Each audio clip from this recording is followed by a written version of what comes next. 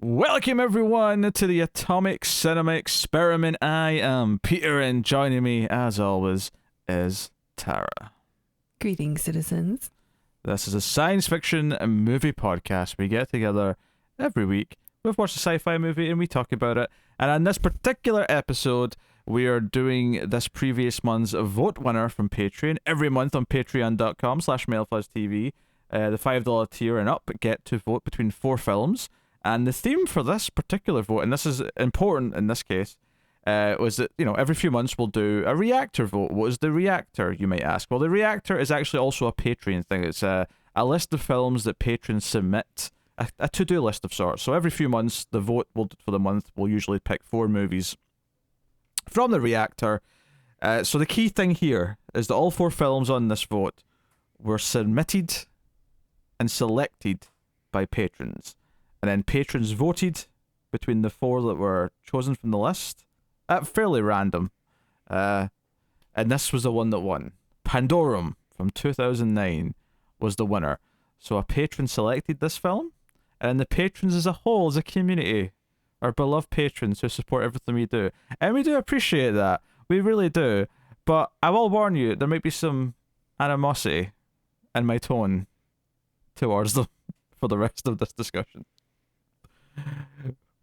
Because I hated this movie. I absolutely despise it. It is atrocious. It is a piece of trash. All the wrath is coming. Tara, what did you think of Pandorum? I found it very difficult to watch. It was very loud and very obnoxious. I don't want to say high energy, but it was like watching a Surge commercial for an hour and a half. But like if the Surge commercials came out in 2009, were during all these post-apocalyptic films that were popular at the time. I wish it was only an hour and a half. It was 1 hour and 48 minutes. And I felt every minute. You know what I like about this movie? Shut up. Shut the front door. I do not approve of this message, whatever it is. Go on. That it gave Ben Foster a leading role because, god damn it, he deserves it. He's so good. He just needs a freaking better agent because, like, I think Ben Foster is, like, top tier actors that are working today. But he just... Why can't he get a leading role? Like, even the movie that, like, was, like, the Oscar film that came out for him, which was Hell or High Water... They gave the Oscar nomination to Jeff Bridges in that film, who I thought was still in like Rooster Cogburn mode that he's never gotten out of since True Grit, and for some reason he won. Like he won. I'm so mad. Why? I mean, how does anybody get nominated for an Oscar when they're acting next to Ben Foster? He's so much better than everybody. But yeah. The only thing I really appreciate about this film is that it at least knew who to cast in its lead role. Although I don't think this is a good movie. I saw no evidence of this praise for Ben Foster and his performance in this film. I'm not saying that he's not a good actor. I'm not saying that he's not good in other things. But he is not good in this movie. It's just not a good movie. No, that's true. But that doesn't... I think like Dennis Quaid is actually quite bad in this. No, he is. He is, but I think Ben Foster's bad. I think everyone's bad in this. They're all bad in this. No, I don't think Ben Foster's bad. I just don't think it's a good movie. Okay, well, whatever. Keep your bias in check, okay? They're all bad. Like and I'm not saying this because they're bad actors, but they're poorly directed. This movie is a goddamn mess. I hate the editing. I hate how quick it's cutting around constantly. I hate the cinematography. Not so much the palette, because to be fair, it's at least got kind of a nice dark, like grimy aesthetic, which I can get behind. I mean, it's about, obviously it's ripping off like 100 different movies at this point, but whatever. But I'm talking more about like there's these weird things where it'll do these quick track ends, or it'll do these weird spinning shots, or it'll do these like quick Dutch zoom kind of thing, or like there's all these little moments, and I hate it. And you mix that with the editing, which is all these quick cuts, especially when we get to the knockoff Reavers. Let's just call them what they are. They're Reavers from Firefly, but worse. And like every time they show them, they do this thing where it's all these quick cuts where you just see them for a split second, and it sort of keeps that up for so much of the movie, and it's so bad and obnoxious and annoying. And like you said, it's loud. The characters are all paper thin. I could not root for a single character in this. It was hard to pay attention to this movie because it was just like a really badly edited commercial the entire time, and it was just a painful 100 or so minutes. And when I like some of the twists were painfully obvious from the second they started teasing them. Some of the plot progression was just uninspired, and on top of all of that, you have something that is just really unsatisfying, with generic designs for much of the ship, even the bad monsters or people or whatever you want to call them. Like, they look generic as hell. They look like, I compared them to Reavers, but they also have a little bit of like the vampires from I Am Legend, or like a little bit of anything like that. Anything with that kind of like pale, smooth skin. I think their armor and stuff reminds me of there's some like post-apocalyptic film that was really popular. It also had that like high energy, really quick cuts, and I want to say it was called like Doomsday or something, but it was no, you're right, Doomsday. Yeah, but like everybody sort of has the same character design, and yeah, you're right, mixed with like vampires or something from another film. Yeah, if you take like sort of the more extreme vampires, so I mean like a more Nosferatu looking vampire, mixed with some of these other examples. Like it's just this a really generic, and then what they wear. Yeah, I could see Doomsday. I was thinking Reavers, especially since it's in space. They also remind me a lot of I don't know if you've played Skyrim, but they look a lot like the Falmer in Skyrim. I mean, most people have played it, so you probably know what I'm talking about, people who are listening and watching. But yeah, Peter probably doesn't. I've played like 20 hours of Skyrim. You still might not have seen the I might not have done. But I mean, it's weird to go to that one when these creature designs are clearly more out of a post-apocalyptic thing. So Fallout is a much better comparison point, I think. Well, I mean, they look like Falmer, like they're like these ancient elf creatures that live underground and are pale white. They have a lot of bone and skeleton-looking weapons and armor. Like they look exactly like what you see on the screen. That's why I went with it. Regardless, they look generic as shit. Like. There's nothing interesting or exciting about them. The characters are actively annoying, and this movie's not directed by Paul W.S. Anderson, but he did produce this movie. And it looks like a Resident Evil movie. Well, no, there's one key difference. I could tell it wasn't directed by him because there's not a lot of obnoxious slow motion, which is maybe the only positive thing I could say about it. I thought the characters reminded me of like the Resident Evil. No, totally. No. The badass chick in this, like that could have been Mila Jovovich. Like she even looks like her. Yeah. Yeah. The only other thing I know this actress Alice from is from Man of Steel. She's the Kryptonian like lieutenant in Man of Steel. So she went on to be in that a few years later.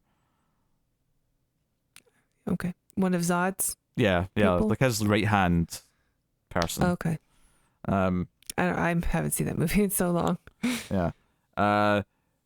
Dennis Quaid, like, he's a likable enough guy in the right type of role, but whenever he's in anything that's like this, because me and Tim did a movie like a year or two ago where he was like this like stalker dude, stalking a couple in a house. Because he sold his house, but he didn't really want to give up, so he kept showing back up, and he's meant to be this creepy guy who keeps showing. And he was terrible in that, and he's pretty bad in this. Like anything where he's supposed to be sinister or potentially dangerous or whatever, like he comes off as just, I don't know, hammy and trash. Yeah, he was just sort of reading lines to me. Like I didn't think he was putting any kind of effort into the role. I don't think anyone was putting effort into this. I still believe in Ben Foster. Oh my god, stop with this Ben Foster. That's just like, I mean, he's a fine actor in other examples, but there's nothing in this. There is no. And it's not actually his fault. I'm not blaming him. But there's no signs. It's not like he does it. Like, the camera never stops moving or stops cutting around to give him a chance to actually perform. You see snippets of a performance cut together. The action scenes are terrible to watch. There's like no flow to them. It's just a mess of cuts. This is like because this is obviously 2009, so this is right at the end of the 2000s, and this movie is everything I hated about action and bad sci-fi and horror in the 2000s, all bundled into one movie. Like, everything I hated about the previous decade up until this point is in this movie. This is it then, right? This is like, we're just going to put everything that we have left of these ideas into one film, and then we can move on to the next decade and forget all of this style.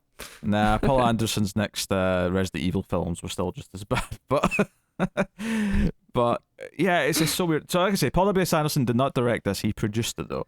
The director, some German guy. Yeah, Christian Alvert directed this, and he's immediately on my shit list. I will like to avoid anything he ever does for the rest of my life because this is absolutely terrible. I feel like you're making. Do you think I'm being too harsh? Do you think I'm being too over the top here? I mean, I definitely don't think it's a good movie, but I don't think it's like the worst thing I've ever seen. But I don't know. I don't think you're wrong. I think maybe because I know you're a little sleep deprived, maybe you're just kind of cranky. No, I'm not. This movie is garbage. No, I agree it's not the worst thing ever, but it's like a couple of steps above that, but it's actually more painful to watch. I would much rather watch a 1 out of 10 that has bad production value and people fumbling their lines because they just don't know what to do than this overly produced music video crap that has no flow, has nothing you care about, there's no characters you care about, there's nothing going on. Like, this movie has some of the weirdestly paced, just like, we'll slide in a little flashback here, and it's going to look overblown and ultra bright and white with like beams of light coming off everyone, and we're going to try and give the main character backstory for about 5 seconds, and then it just kind of, and then it does another flashback like right after it immediately to something else, and then there's almost no flashbacks for the rest of the movie. It's not like a narrative device that it uses consistently. It's not like something that there's so many fundamental things about this that are just wrong. It feels like a group of filmmakers, to use that term very loosely. It feels like a group of filmmakers who, like, there's no artistry to it. They just want to capture things and make it as quick and frenetic as possible. But when everything's quick and frenetic, everything just feels like it's just, you're numb to it. It's just boring. It just doesn't work. It feels loud. It feels chaotic, and not in a good way. Just a mess. Very chaotic. Yeah. Mm-hmm. Yeah. I mean, I don't know what kind of music video would want this anyway. What kind of? I mean, maybe death metal. I don't know. It's not. Yeah, death metal. Any kind of metal really would fit this cut up sort of style where it's just. I did savor every moment where it slowed down to like tell a bit of a story, just because I was done with the chaos. Yeah, but like this movie was legitimately giving me a headache. I had to play with the volume button a lot, going up and down, so I can turn down when any kind of movement started, but then turn it back up so I can hear what the actors are trying to say. Yeah, the actual time when it does slow down, it do kind of explain plot. Although it's still overly edited though. It's still cutting around far too quickly. But some of the exposition scenes in this are just the most trite exposition.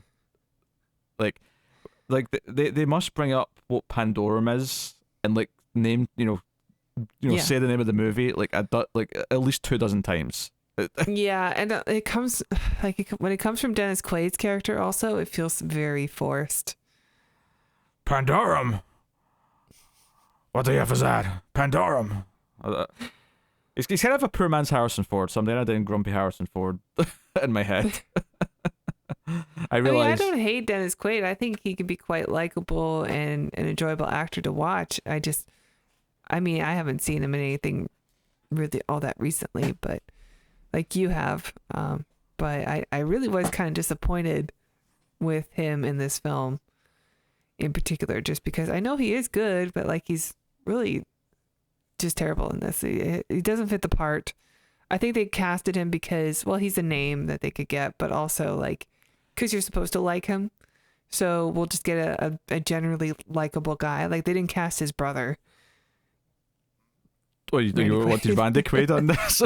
that would have definitely shaken it up a little bit. I'll say that much.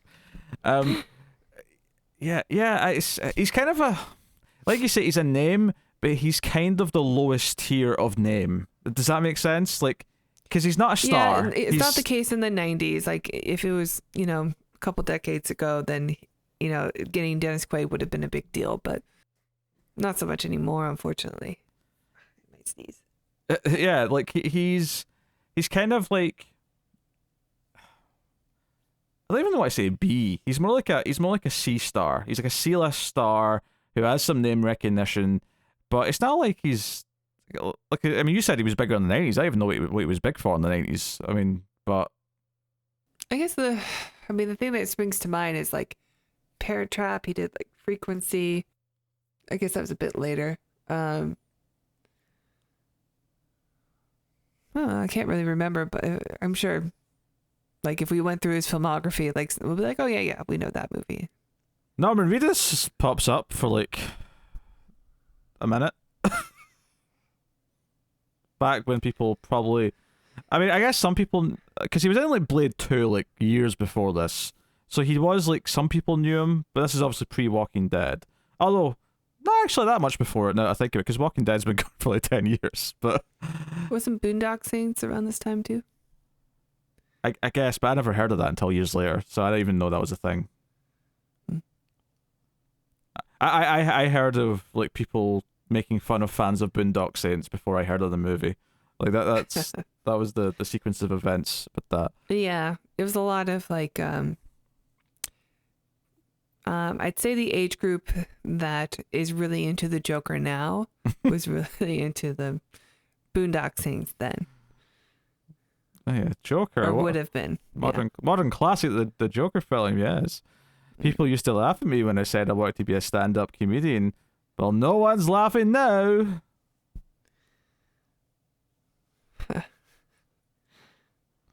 I'm being facetious. I hate that film, just in case anyone didn't get that. So, yeah, it's not a good movie. Although, it's better directed than this one is. I'll give it that. I don't know. I'm not a fan of the Hangover guy. Nor am I, but it's like he doesn't edit his films to a mess like this is. That's true. Like this is obnoxious. Like I felt unpleasant just looking at this movie. Yeah. Especially once like I'd say the first like 5 to 10 minutes aren't too bad.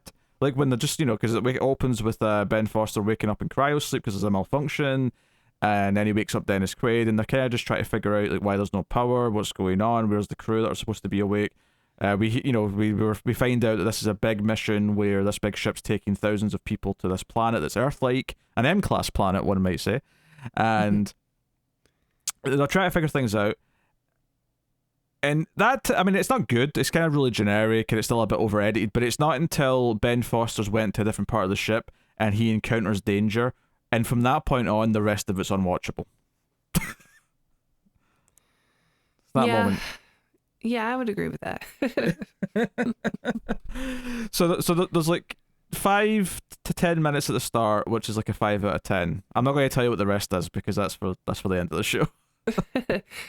Yeah, the beginning is interesting. I still found it to be a bit chaotic and very loud. Mm-hmm. But I was still like trying to figure out the puzzle of what was going on.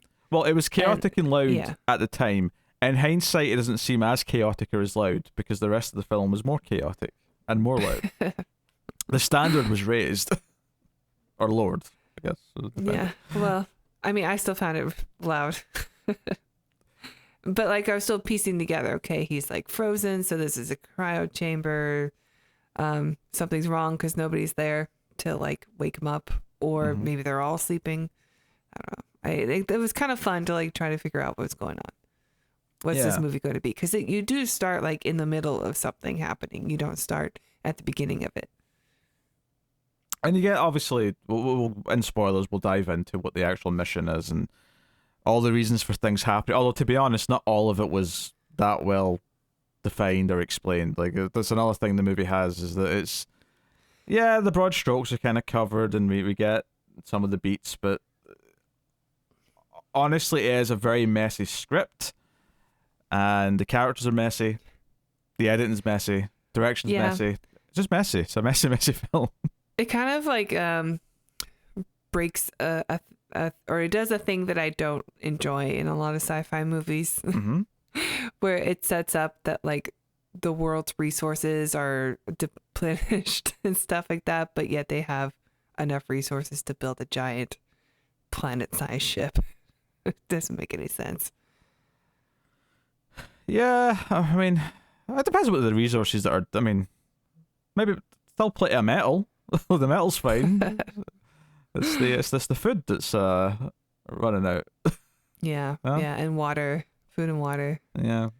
We imagine it takes a lot of water to like build that ship still, to be able to refine everything and Yeah. get enough fuel for that kind of a thing that they're doing, which I'm sort of dancing around the spoilers. But is water a problem?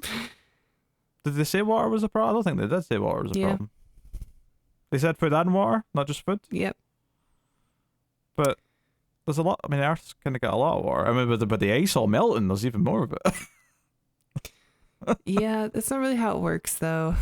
Like once it becomes salt water, it's hard to make it back to drinkable potable water. I'm aware of that. It's a future where we've got space travel with cryo sleep. I'm sure they can come up with a filter. All right. Well, apparently water is a scarce resource because that's what like the first line is in the film. All right. Fine. You think I remember what that opening text was? Come on. Actually, that opening is such a ripoff of Alien. The music even sounds alien-esque in the way the camera's going over the ship. I thought it was going to be an Alien ripoff when it was starting. I'm like, oh, okay, that's what this is going to be. Nah, it ended up being. I mean, it's still a ripoff of a few different things, but it ended up being more some other stuff. Yeah. Yeah, no, it's not very good. Is that a conclusion we've come to, is it? It's not very good. You're underselling it. It's trash. It's Look, I enjoy trash film. I watch a lot. I've watched like 3 trash movies this week. There's fun trash. There's entertaining trash. There's trash that's still not actively annoying to look at. No, I agree. There are plenty of trash films that make the loop to being like so bad that they get good again. But this is not that. There is nothing in this that is remotely entertaining or funny bad. Like, I think I laughed at one shot for how over the top it was, but that was it. Like, that was it. In the duration of the whole film, 1 2-second shot made me laugh because it was just so over the top, the way it kind of tracked into like an actor going and like going crazy. Right.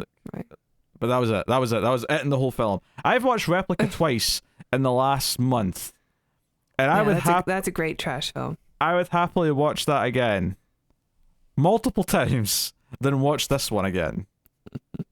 Right? And that film is a 1 out of 10. It's a 1 out of 10 because it has bad production values, it has terrible acting, it barely qualifies as a film. It's the bottom of the barrel. But the entertainment value is like a 10, especially because you can only watch it with the riff tracks. Yes. But like that to me is far more enjoyable than this overly produced, overly edited, just soulless. And something like Replica or a Birdemic, like, they are pretty soulless because the creators don't know how to actually give a film a soul.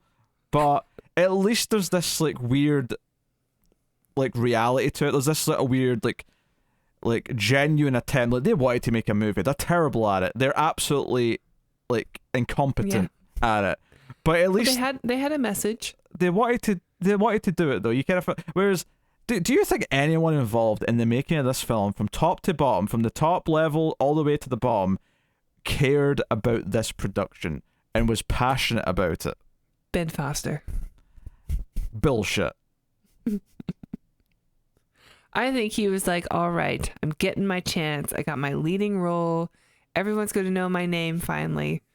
And I think he sat down to watch the movie and clutched his pearls the whole time. Like, oh no, I've made a huge mistake.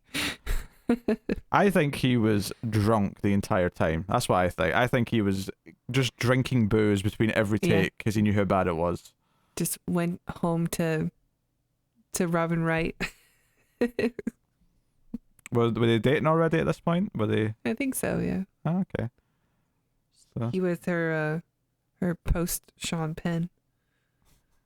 she thought, I'm going to go with a younger man this time. And Sean Penn had the same idea because isn't he dating like a 19-year-old or something like that? Like, I'm pretty sure. He was with Charlize Theron for a little bit. No, there was definitely a point where he was dating someone where his father-in-law was going to be like another actor who was like his age or something. It was like, I remember reading like a weird story. Yeah. I don't know if it actually happened that he got married, but there was definitely like a weird story at that at some point where he was going to end up being the son-in-law of someone who was like his age. So they both split up and had the same idea. Yeah, we're going younger. Yeah, I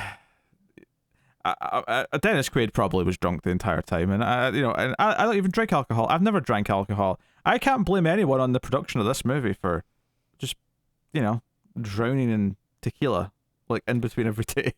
Well, maybe, but I'm pretty sure that the editor was on whatever that stuff Jason Statham was on in the movie Crank. Oh yes. Or maybe Ben Foster was drinking Fosters. People were hoping they'd make that pun, I'm sure, so I thought I'll do it. Yeah, can't let the people down. Is Foster's a thing in the US? Do you even know that? Yeah, it's supposed to be an Australian beer, but it's just beer that you can get that's cheap it comes in a giant can. They used to have funny commercials. I don't see them anymore though. I think I remember some of the funny ads. Yeah. Like I didn't remember it was an Australian beer until you said that, and then I just immediately saw the two Australian guys sitting at their couch with the answering machine or whatever it was, and the ad, and I was like, oh yeah, they were Australian. Yeah, that was the ad. It was Australian for beer. That's what Foster's means. I think that would have been better if you tried an Australian accent as you said it. I sort of tried. Oh no. Foster's Australian for beer.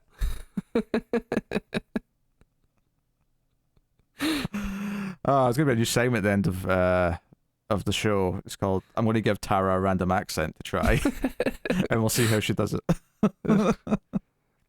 6 out of 10. Oh, very generous. Very generous. I'm not so good at Australian. I'm not good at any accents, really, so I mean, I can't really critique. Yeah, you're not. You've got one accent you do, and it's just not Peter. So what you're saying is I put on a voice to just distinguish that I'm not doing my own voice, and that's it. That's all I can do. Yes. Okay. I'm okay with that. That's fine. And John Hammond. Multi-purpose. I mean, that's just the same accent. That's not... I just turn up the Scottish just a little bit for that. Hello, John. Hello, John. Hello, John. Nailed it. All right. Can we get into spoilers? Yeah, it's time for spoilers. Let's talk about spoilers. So I just want to say, I hate this. Like, I really hate this movie. I want to make that clear before I just dissect the various plot threads that we're going to make fun of. I don't think we can go through this in order like we do some movies, because honestly, so much of it just blurs together, because it's effectively a series of Ben Foster runs around, there's like a monstery person chasing him, he hides, he runs around again, he runs into another survivor who's already been awake for a while. Oh, they run around together, and they're kind of, maybe like the other person might be dangerous with them, but he kind of earns their trust a little bit. Eventually there's 3 of them, and they run around a little bit. There's a monster. Oh, they run to a dude who's like a cannibal, and then they run around for a little bit. Oh, we are doing the whole thing. Okay. No. I'm I think I have to talk about the plot threads and then just pick out maybe some individual segments that are worth mentioning because they're either just important to the plot or terrible enough to talk about. That's the options we have at this point, okay? So Dennis Quaid is left in the part of the ship they wake up in, which is kind of like right next to the bridge, but they can't get into the bridge. They're in like a sort of little command area. And he's there. They don't have much power. He's got like a little wind up power device to like get the main computer on so he can at least look at some stuff. And aye, they might as well. They might as well put that in. Can I just say the charge that he got from spinning it for 5 seconds lasted a long time. Like he was using that computer for like an hour before he had to spin that thing again. I mean, we are like, I think the ship launches like 150, maybe 200 years in the future, something like that. So you said it's super efficient energy. Yes. Yeah, food and water's in a bad place, but but energy's really easy and cheap. So he's left there, right? And he talks to Ben Foster over the comms, although that kind of just gets forgotten about after like half an hour for a long time. Although that said, I want to actually, this might be, and most movies that have premise like this, good and bad, right? This is not really talking about quality, right? Good movies have a lot of this too, but this movie has maybe the most of this that I have ever seen in a single film. There's a segment right after Ben Foster leaves, and he's crawling through like all the wiring and pipes and stuff in the ship, and then he eventually gets into an area of the ship and he finds the first monstery thing. That entire segment, which lasts like 10-15 minutes, the number of time that both Ben Foster and Dennis Quaid say something to the effect of, "Can you hear me? Are you there? Can you hear me? Foster, come in. Quaid, come in. Can you hear me? Talk to me. Are you there? Can you hear me?" It's so irritating. Like, I hate this too. It happens all the time. Like, it would be so easy to just acknowledge. Just say something. But it happens so much in this too. And it's not the only time that this happens. Like, other characters too are like, "Hey, what's this? What's going on with this? Can you tell me this?" Like, I'm just going to keep repeating the question and while you pretend not to hear me, or like you're in a daze or something, but clearly like, but everyone else can hear you. So it's super annoying. I swear. This is, and again, Paul W.S. Anderson did not write or direct this. He just produced it, but there's so much of his like quality all over this that it's hard not to just relate it to his films.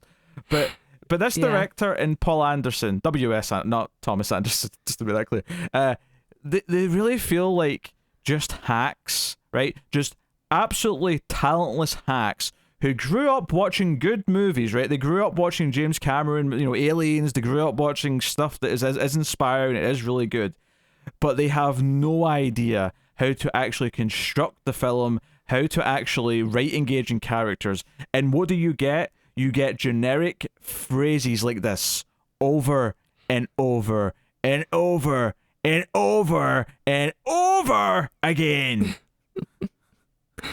Yeah. There were moments that I enjoyed. Like, I liked all the areas that he was crawling through when we didn't really know what the ship looked like yet and stuff. And it was just so many cables. Everything felt very claustrophobic and like very, it was just almost like when someone emerged out of a cable area, like they were being birthed. I thought that was kind of good, but eventually it got tiresome because honestly, it's kind of drab looking after a while. But in the beginning, like, I was excited for it. I actually got kind of annoyed at the ship design as the movie went on because it kind of felt like they just had randomly really different looking parts of the ship just so they could have, now we're in a really white area, now we're in a really red looking area, and it was just like, well, this just feels like really just no excuse, just we wanted to have each, and don't get me wrong, it's good to make them feel distinct, but there was no like in context reason or any kind of, and they also overly designed a lot of it where, like, see when they get to the part where like they're in like where all the pods of, not the pods of people, because we know there's thousands of like pods with people in it, because that's kind of the idea, it's a colony, right, to start a new civilization. But when they're in like the central chamber, it's kind of like Cerebro from X-Men, where there's just all these big like surrounding walls around the center pod, and it's all the embryos and samples of like I assume plant life and other things and all the stuff they need to, start life, right? And it's just so gargantuan and huge that it just doesn't look real. It just doesn't look like a real thing. It looks like a movie thing. And there's a lot of things in this movie that feel like that, where they're near like the reactor, or there's this big like fan where there's all these dead skeletons and like just shit underneath it. And it's like everything about this, like I don't think much thought went into what any of these parts of the ship are actually for. Or like it just kind of feels like bullshit writing. It's the joke in Galaxy Quest where Sigourney Weaver like sees the like this is how you get to the core. The stomping room. Yeah, and it's just all these plungers and things, and it's like I'm going to kill the writer of this episode because this makes no sense. There's no reason for this to exist. Why is this here? That's what I was getting that feeling a lot throughout this movie. Like this is just to justify this scene idea they had in their head, with no attempt to actually make it fit in the world or fit to everything else. Or yeah. yeah. I agree. Like a lot of the areas that you get to are, I mean, it looks like they're kind of going for like a Gigar design with the with all the cables and things looking a little bit organic. There's stuff growing on the walls. Like things sort of just like peel off of stuff. So, but then you get into these rooms that look like, okay, we could have made this in a warehouse, or it's just one big chamber or tank. It's kind of boring. Yeah, it's pretty boring. That's just if you're gonna copy Giga, at least put the vaginas on the wall. Like, I mean, yeah, I suppose. No, as you said earlier, it was like they were getting birthed when they came out of all the cables and stuff, and I'm like, if this was Alien, it would just literally be a big vagina. Yeah, I mean, there's just like a bunch of lines and cables like coming out of some sort of hole in the ground. So when they come out of it, it does look a little bit like they're going for like a birth scene. Just because things are so claustrophobic and tight, and then they emerge into this more open space, struggling for air. So to get back to Dennis Quaid, he's left on his own, and after a while, there's not really much communication. So every so often, we just cut back to him. But there's one conversation they have early on over the radio where they talk about Pandorum, and it explains that this was something that happened once in a previous space mission where it's basically space cabin fever, right? That's basically all it is. And space madness. The guy went crazy on the ship, and he was convinced that the ship was going to die or explode or whatever, so he ejected everyone's pods into space, effectively killing them all. Like, thousands of people just get killed because they all just get launched into space. And the idea that this can lead to lots of bad things. And obviously the movie's called Pandorum, so you're like, okay, so this is probably going to be, like, whatever caused everything that's going on, it probably started with someone going crazy. And that's kind of what's, this is all human error, human mistakes, and bad decision making. Not too long into the movie, a younger character shows up, right? I mean, obviously, Ben Foster runs into some characters as well. So this guy shows up through one of the pipe sort of tubing areas and that comes in, and he's kind of injured and he kind of freaks out, and he's like sort of talking about how he feels guilty about having to kill two other officers, but he had to because of what they became. And obviously it makes some sense in the movie that, okay, so we're speculating that some of the passengers are what turned into these beings that are, monsters and eating people and whatever else. Yeah, they definitely don't come off as alien, right from the beginning. So it's a pretty easy thing to, try to jump to, is that it's probably humans that have been altered, like either we've been there for a lot longer than they're saying, or some sort of alien mutation has occurred while they're on the ship or something. Especially because they act very like primal. They've got like spears that they use for weapons and like reavers, yes.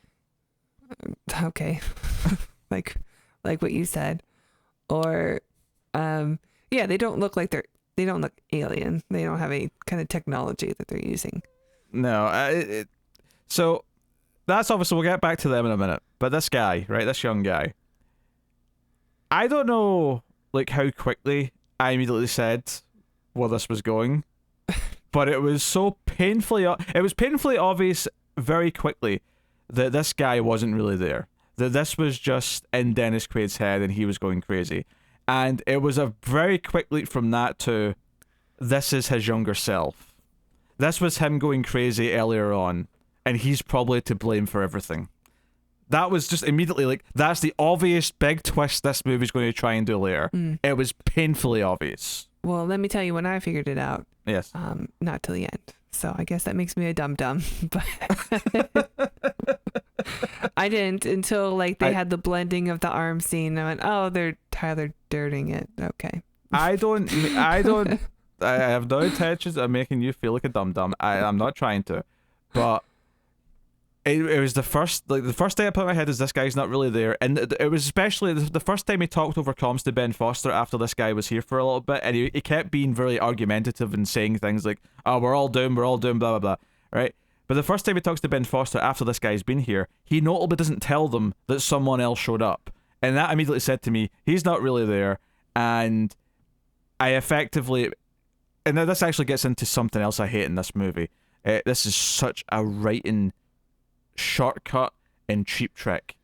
The selective amnesia of every character when they wake up, who knows enough to survive in space, but don't remember exactly who they are, don't remember exactly who each other are, so much of this movie is Dennis Quaid kind of like, this is him remembering effectively who he was, and that he had decided all this stuff, and I don't know, did the movie ever actually make it clear if he was responsible for all the mutations, or if he was just responsible for the crew not being woken up and like some of the crew dying? And I suppose so, because they said there's some sort of thing in the blood that's supposed to help everybody adapt to this new planet that they're going to. So, but because they never escaped the ship, because of what happens to it, then instead of adapting to the planet, they've all adapted to the ship. So ideally, whatever they've evolved into is best suited to survive on this little microplanet of the ship that they're on. Yeah, just to clarify there, when you say all of, you don't mean all of the packers. There's still tons of passengers who are still safe in their pods. The ones that have been, Yeah, however many hundred of the ones that have been changed. Because they all have numbers on their arms tattooed with their job also tattooed on them. So they have this, sort of blueprint of when they're going to be awoken, and then presumably go back into cryosleep, or... Yeah, I wanted to make clear that the amnesia thing was super, because even at the start of the movie, it just felt like such an easy excuse for them to like not know things, just so they could try and have to problem solve stuff without it making any sense. And then, yeah, just to clarify the actual trip, we hear it's about a 120-year journey, and the idea is they all go into cryosleep, but they like get woken up for like 2-year shifts effectively. So everyone has to do a 2-year stint as part of the flight crew, as part of whatever, and they assume at the start of the movie, because they're shift number 5, that they must be 8 years into this 120-year journey. Obviously, the ending reveals otherwise, but and there's even questions earlier on that this is probably much longer into the trip than we think it is, for various reasons. Because clearly, obviously, the shifts, it looked like the very first shift didn't wake up shift number 2. It looked like when things went wrong, it was right near the start of the whole thing. So, or thereabouts. If it was a second shift, whatever, it doesn't really make a difference. But it was very early on, and I guess just to stick to the ship stuff, because why not? So basically, we get a flashback later on, and the flashbacks are horrible. I just want to point that out. They're so quick and like bullet pointed. They feel like just like, here's a checklist of things that we have to get across, and that's it. There's no drama in the scene. It's just narration with boom, boom, boom, point, with no artistry, with no let's draw you in and tell you a mini story within this little scene to reveal something. Like, let's show you a character get the news and then realize, oh, this is him but that's younger or something. It's just, no, here's what happened, boom, boom, boom, boom, quick visuals of the thing, and it's just completely uninspired and not engaging in any way. But basically they find out that Earth went all Krypton not long after they left, and that this ship with the however many thousand of people on it are what's left of humanity, and this is the only hope. And this made young Dennis Quaid go crazy. He killed these other officers with his Pandorum, and presumably sabotaged things so that future shifts wouldn't wake up. And the only reason why Ben Foster wakes up, and presumably why other people have woken up sporadically, is just malfunctions. And when you find out that they've actually been already crashed in the ocean on the planet, and they've been here for 800 years, it makes sense that eventually some of the pods started to malfunction. They're kind of over their due, like how long they were supposed to last at this point. So fair enough. I'm not going to dispute that part. But I mean, that was definitely a twist that I didn't see coming, that they were already there. Yeah, I was expecting them to be out in just floating in space somewhere. But I was kind of expecting like Earth to show up. do you know what, actually, I will say the one thing I like, the one little choice that I think's not so silly, is that I will say that you could also argue the beings on the ship look a little bit sea creature-esque in some ways, and I do wonder if this whole adaptation to where they currently are is actually also taking into account that they're in the ocean as well, and that may be part of it. And there's a lot of water on there. Yeah, on the ship, and maybe that's like giving these creators too much credit, because honestly nothing else feels that smart. But I was thinking like the way that things go is that they've sort of created a race now, like another species of human, and is it now like genocide if they try to like kill everything on there? Well, I don't know. Is it ethical because they're just living their best life in their environment, which is on board the ship? I mean, they're too dangerous to have around, ultimately. Well, sure, but like, if they just stay on they're adapted for the ship only, so they should just stay on the ship. Yeah, probably. but the ship floods, though, so they're probably dead, unless they can breathe under the water. Yeah, I just kind of felt a little bit of empathy for them, that's all. Oh, I'm sorry, did they not, like, convince you they should all die when the child monster, like, slit the guy's throat? No, I mean, that's all the kid knows. This is food. Plus, that guy just killed one of that child's, maybe uncle or something. Who knows? Yes, this was our kind of fighter guy who didn't speak English. He's kind of I guess he's kind of like maybe the Billy of this movie compared to Predator. I was thinking Billy also. Yeah. He's the tracker. Yeah, he's the smart one who's just like silent, and he literally doesn't speak the language, so he's actually very quiet. Yeah. But compared to Billy, who does obviously communicate, but he, there's just no way that he can kind of fight, and he stays back to like take on one of the monsters at one point. Like, there's so much of this movie that's them sneaking around in the dark, or having to sneak over like the walkway that's above all the sleeping monsters, and they're trying to like not make noise, but like seriously, everything is like edited in such a way where it's constantly just like ooh, ooh, ooh, ooh, ooh, yee. Yeah. Obnoxious. It's an obnoxious film. That's all I have to say on that front. There is actually there's a weird tease early on where Ben Foster kind of sees himself as an old man. Well, not old man, but he's older. He's got a beard and stuff. And I don't know if that's meant to be a flashback to when the last time he was awake, and that he's forgotten like what he saw or what he experienced. I thought the movie was a little unclear on this. Yeah. Yeah, I didn't mind the first time he had a flashback to his girlfriend or wife or whatever, because it looks like he's dying, and like the flashback is all white and stuff, and you see his memory of his girl, and she's wearing white and everything's so like, pure looking, and it's very much like, oh, he's dying, so that's why he's seeing everything. Right after like this flashback ends, though, he calls Dennis Quaid on the comms and asks about Pandorum, and then he explains Pandorum, so we get another flashback to this story immediately after, and that has the same bright white angelic light. Like, oh, never mind. Which makes no sense, because it's this horrible tragedy that happened. Yeah. Yeah, I mean, I thought the same thing. The backstory with his wife was just kind of, it was so tacked on. It was like, you love someone and you had to leave her.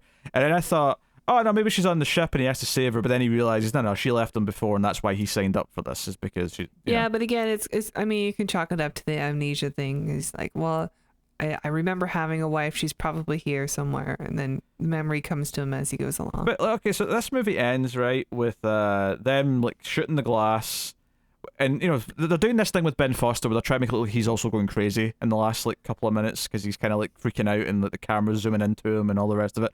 But they end up breaking the glass once they realize they're in an ocean already on the planet. Yeah. And it starts to fill up, and he runs off with Action Lady, who has basically no character. She's just quiet and is kind of a badass, and that's She does have cleavage, though. She's the poor man's Mila Jovovich, and that is a sad statement to make about a person, right? Like imagine, like you brought up Randy Quaid earlier. Imagine looking at someone else saying, "You're the poor man's version of Randy Quaid." That is the sort of caliber we're talking here of insult. Yeah, I know. I've seen Martians go home. It's not good. And you know, so they run off, they get into the pod, and they sort of like, and they basically do this thing that happened in the tragedy where they ejected all the pods, right? But obviously in this case, because they're in the ocean, although I was thinking, because it's a spaceship, wouldn't some of the pods fire down the way? Just down. Into the seabed? Yeah. I was thinking that too. So, you know, like 2/3 are going straight up or an angle up the way, so they're probably safe. But there's probably about 1/3 of people who just like got plummeted to their death. Well, when they talk about the previous station or ship that went through the Pandorum, they said 5,000 lives were lost. Yes. At the end of this one, it says there's like 1,200 people roughly. Yeah. So, I mean, a lot of lives were lost. Presumably, a lot of them were also the mutated Monsters. creatures, monster, Or eaten by the monsters, because it seemed like there was a few of those as well over time. Yeah, I mean, they eat flesh, and there's a lot of them there, so... But yeah, so it ends, it's very Pacific Rim at the end where they're just floating in this pod, but the big happy ending is all the other pods are shooting up and they're sort of happy to see all these people, and the camera pans over, there's a big island, it looks like a really happy place to set up a new life, and all the rest, even though all their equipment to like start a civilization and get like a kickstart is all on the ship, which it might be hard to get to now, but yeah. Although some of it seems to be sticking up out of the water.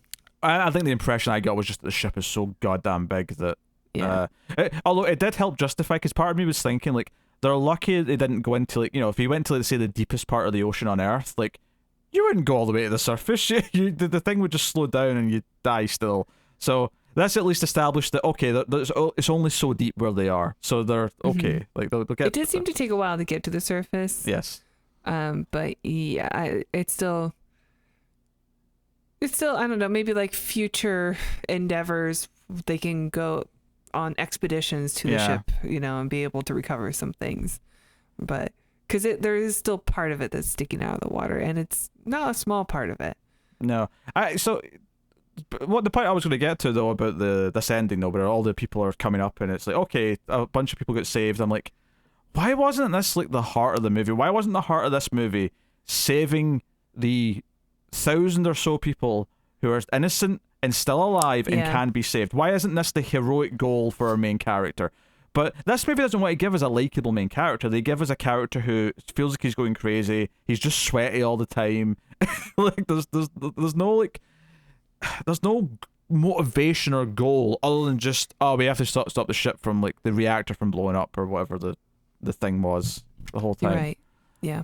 Like give us a heroic goal that we can get behind. Give us like, and if you're going to make Dennis Quaid be the villain at the end, like let me understand his like not motivations, but let us understand like what he's trying to do or what he's like, because he just kind of is just randomly crazy at the end, and there's not really much rhyme or reason to it. It's just kind of like he's sinister now and he's going to fight Combat Lady.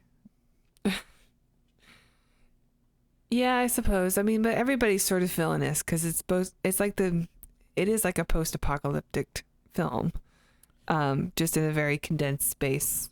Yeah, but one of the things that good post-apocalyptic films have is your main character, or maybe a couple, but you'll get someone who does at least have the heart of gold, right? Who they come off as just as bad as everyone else at first, but then you see that they have a moral compass and they'll help someone in need, and you get this sense of like, okay, whereas like there's so much of this movie where at one point this cannibal guy they run into like drugs them He's all. the cook. Yeah, and he has them all hanging upside down, And we have a scene where Ben Foster, like, to get out of this, just says, "Hey, the reactor's going to blow up soon if we don't get to it. We're all on the same side. I can save the ship." And then he just repeats it a couple of times, and the guy just believes him and then cuts him down and just goes with them. But we go through this whole segment of them being drugged, waking up, hanging upside down, feeling threatened. Like, I don't know. It feels like it's just moving to the next part that the script has to go to, rather than actually having a really interesting way to actually end the scene or like get out of this predicament and convince him. It just felt like, oh, you just said it a couple of times, and then he was like, "All right, fair enough." I felt that while watching it too. It was just like, okay, I guess. I mean, he even explains like, why should I have any reason to believe you? You're just trying to survive at this point. And because I'm going to kill you and eat you. And it's like, yeah. I mean, he literally can say anything and he should say anything to survive. So the motivation there was not very clear. And then somehow he does. Against all odds, somehow he does. And that gets... I'm trying to think if there's any other segments in the movie that Norman Reedus is there briefly and then gets killed like almost instantly. Yeah. I thought he would be more of a main character because he's kind of high up in the IMDb list of actors that appear. Yeah, like none of the sequences with the monsters are good. Like they're just annoying and no, because they go into this fast editing. Like once they show up, and you can do that to a point. Like it's not a bad thing to do like the quick edits to give you a glimpse and not really see them, but it overdoes it and it does it for too long to the point where there's one moment with them and the Billy character who's like he doesn't have any weapons on him, so the monster like throws him a weapon and they're like, let's fight man to man or man to beast or whatever.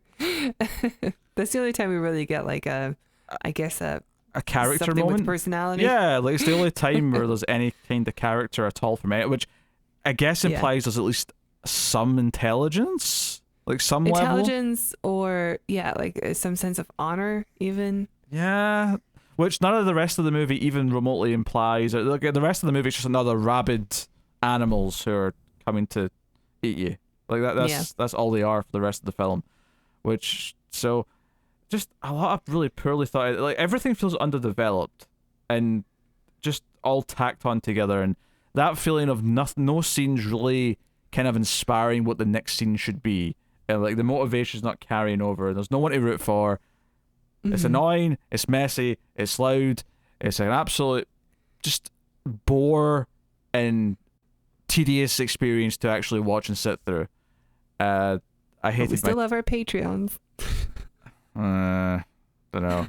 And a rough patch. It's a rough patch, alright? I don't know if I have much left to say at this point.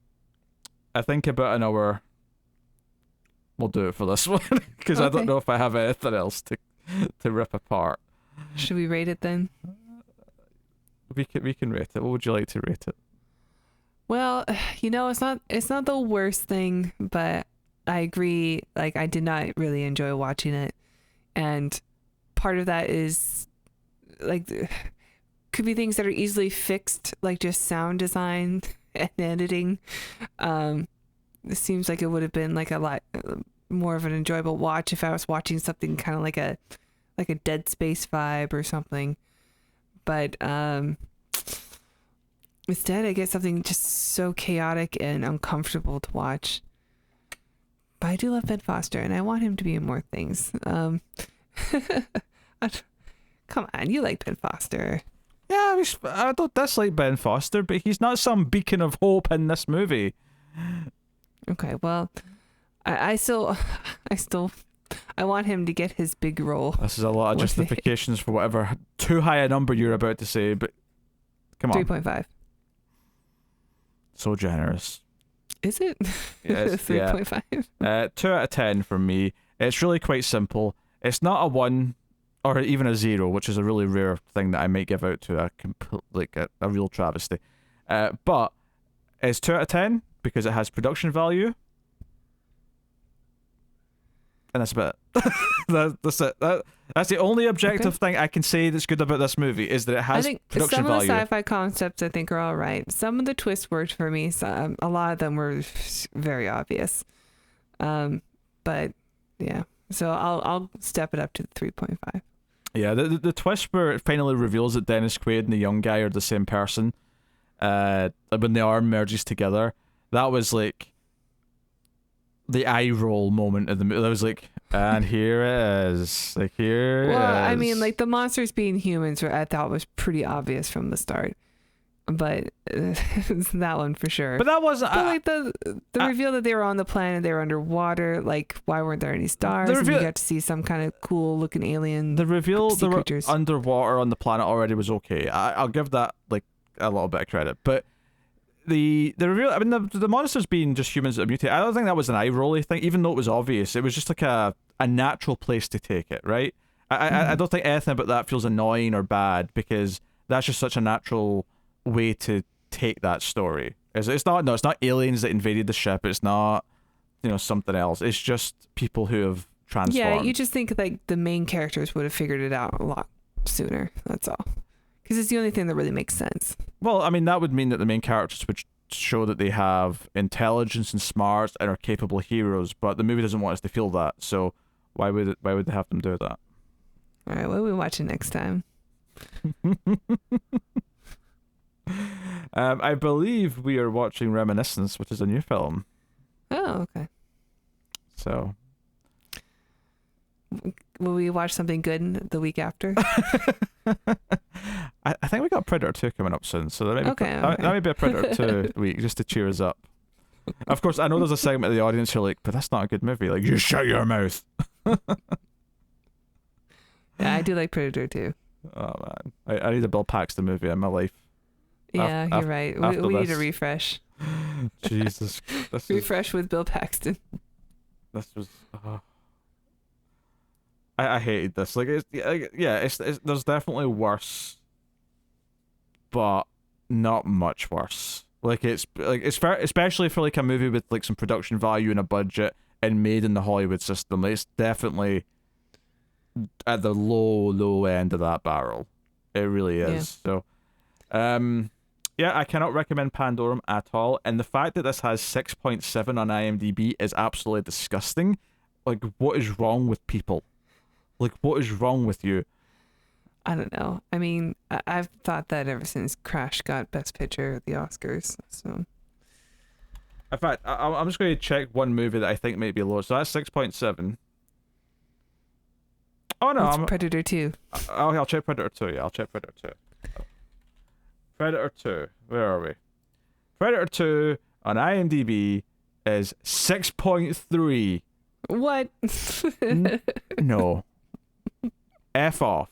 Anyone who rates Pandorum above Predator 2, like, you can not like Predator 2. I get why it's not like an amazing movie in an objective sense, right? But anyone who rates Predator 2 below Pandorum, you are scum. Scum with no caliber or gauge for taste or quality or possibly even a soul. Wow. Scum. All right. Okay. I think that'll do it. Oh, do you think it'll say a 10 out of 10 reviews for Pandorum? Pandorum? Let's check that before we go. But while I'm there might be some fans, like some, I don't know, maybe like the director's mom or something was told how to use the computer. Maybe if there's a review in German, like, das Movie ist gut, ja.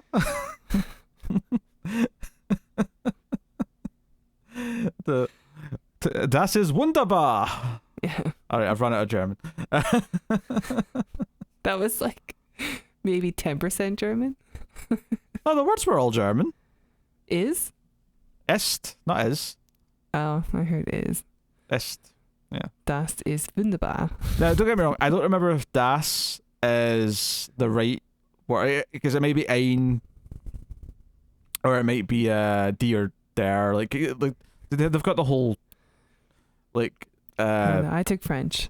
Yeah, but a lot of European languages have like gendered words, so you have to use a different the or depending. So I don't know if that's the right one, but all the words on their own were definitely German. Okay. Are they the right words to go together in a sentence? Probably not, but I don't claim anything. Okay, there is 44 10-star reviews on IMDb. Probably about that many people on the cast and crew. The first one is titled Pandorum, is an amazingly original and mesmerizing. First of all, that grammatically is not correct. You didn't finish your sentence. Secondly, original? Are you mad? Did you get dropped in the head as a child? What movies did you see when you watched it? There's a ton of stuff. I mean, there is Alien in here. I mean, it's obviously the core monsters don't rip off Alien, but the darkness of the ship is definitely inspired by Alien. The wetness. You got post-apocalyptic stuff, that right down to the fact that you run into like a cannibal. That's a very post-apocalyptic movie trope. I can't even think of a specific example for like the waking up in cryosleep and something's went wrong, so we're all trying to figure it out and we have amnesia. I've seen that done 100 times. We sort of just watched a movie like that. The one with the French actress. Oh yeah, Oxygen in the pod. Yeah. But even like ones that are ensembles where it's a group of characters trying to figure things out, we've seen that done like dozens of times. Like, you know, there's nothing about this movie felt original. Like that is of all the absurd things someone might say about this, original is is the last thing on the list I'd expect. So it's like a bunch of generic things. Most underrated movie ever? Ever? No, it is not. Another Ben Foster fan, clearly. Packs a punch. Yeah, right into my testicles. Yikes. I'm sorry, do you not enjoy animated, Peter? Is this a less than enjoyable part of the show for you? I don't know. No, not really. Well, at least 10% of the audience is into this, so roll with it. At first I thought this movie was just a rip-off of Dead Space, but I couldn't have been more wrong. I would have preferred a Dead Space ripoff. Yes, I think I would have too. Gut-wrenching fear throughout the entire movie. I also had gut-wrenching fear that it would never end. A spectacularly undervalued sci-fi gem. Yeah, it's a gem covered in shit. Just nothing but zingers today. Rolled in breadcrumbs. I'm sorry, are you not enjoying me making fun of these awful reviews? I'm enjoying making fun of your puns and your quips. I'm having a good time, okay? This is venting. This is getting a lot out out of my system, okay? Yeah, this is healthy. Need to feel better. This is very healthy. Is what's happening right now. Nice concept, in all caps that part, and then in all lowercase you have you ever felt how valuable human life is until this movie? What? This person was really trying to be like profound in their review. They wanted the director to notice them. Or maybe they just had a really bad life before this and like didn't like see the value in human life until this movie, where every character is completely unlikable and unengaging and basically just like paperweights to move the plot along. For some reason, that was the thing that gave this person an insight into the value of human life. Yes, thank you very much for joining us. You can like and subscribe, ding the bell for notifications. That helps us out on YouTube a lot. It helps all YouTube channels out, so please do it. You can also, of course, get us on the Twitters at Screams Midnight, which is now the Twitter for all the Male Fuzz Movies podcasts, which is Ace, Screams After Midnight, and Sacred Hockey Mask. And maybe the other occasional other thing too, but that is the three main pillars.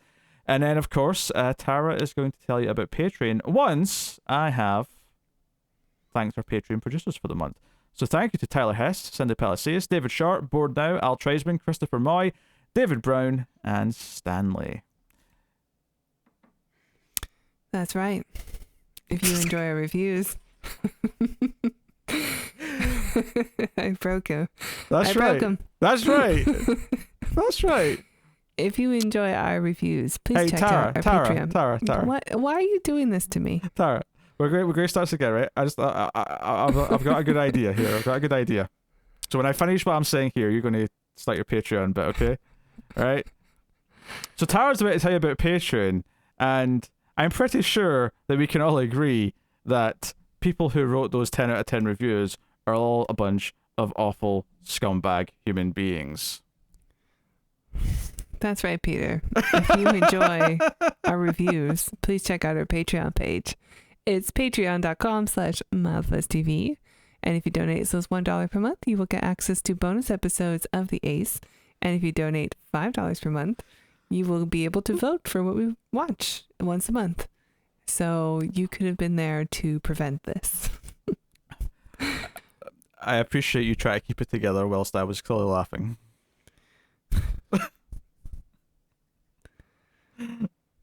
How dare you? How dare you set me up like that? It just occurred to me that I can get Tara I can make it sound like Tara's agreeing with anything I want as long as I just say it right before I pass it over to the Patreon bit, because she always starts with, "That's right." Why are you trying to rain on my parade? Not Connor. You can't take advantage of me like that. Dunkirk is the worst Christopher Nolan movie. Tara, tell me about Patreon. That's right.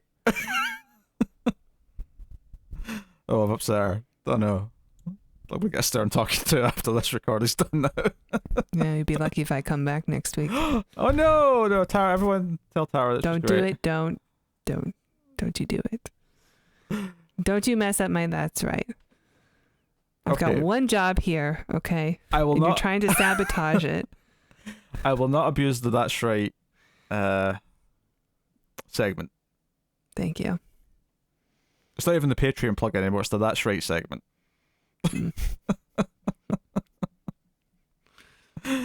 Oh dear. Okay, there you go.